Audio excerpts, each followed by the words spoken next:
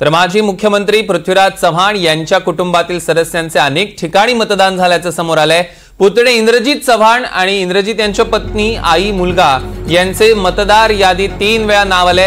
या सगळ्यांनी वय बदलून नाव नोंदणी केल्याचा आरोप भाजप पदाधिकारी धनंजय पाटलांनी केला। पृथ्वीराज चव्हाण हे काँग्रेसच्या बोगस मतदान संशोधन समितीचे अध्यक्ष आहेत। त्यांच्याच कुटुंबावर हे आरोप झाल्यानं आता चर्चांना उधाण आलंय।